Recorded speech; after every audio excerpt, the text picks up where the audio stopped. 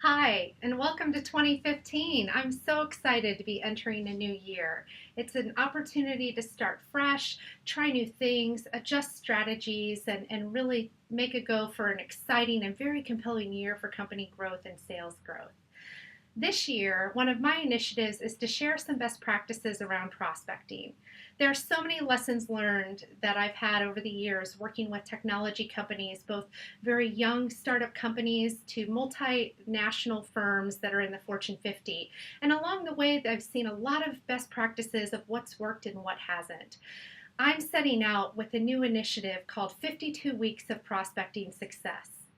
Each and every week, I'm going to either post a video or a blog with tips and tricks that can be implemented right away to make a difference in prospecting efforts for the year. What if we shifted the paradigm in sales and instead of looking at the thing that's often seen as the most tactical, what if we viewed it as the most strategic? A few years back, I had the opportunity of a lifetime. I was able to do a full arrested landing on the deck of an aircraft carrier about 100 miles off the coast of San Diego. I was able to stay on the ship overnight and observe flight operations and get catapulted off the end of the ship the next day. One of the things that it really taught me is that as much as I appreciated the death-defying act that these pilots had to do, I knew that that wasn't where they started their careers, and that's not what allows our U.S. Navy and U.S. military to scale to one of the most effective run operations worldwide, specifically one of the most powerful militaries. And I don't think they got there by approaching their tactical operations with a wild abandoned behavior of no process and no clarity. I think they did it by having really tight, very clear operations and very clear distinctions on who owns what. And really, sales prospecting should be no different.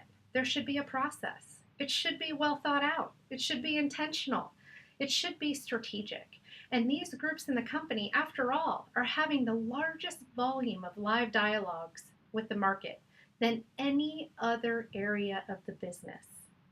If that's not an opportunity to better understand the market, I don't know what is.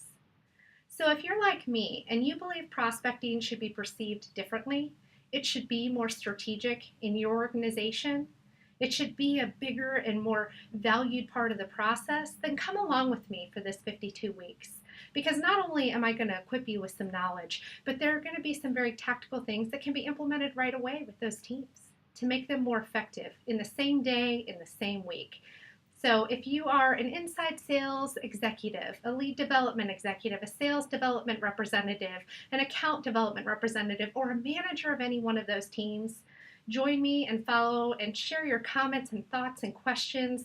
And let's figure out how we can not only improve our performance on a day-to-day basis, not only hit our goals for the year, but along the way, I really think we can shift the paradigm of how prospecting is perceived and how strategic these teams are to helping businesses scale. I can't wait to get started. Please do share this with your colleagues, encourage them to follow, and I welcome your feedback at any time.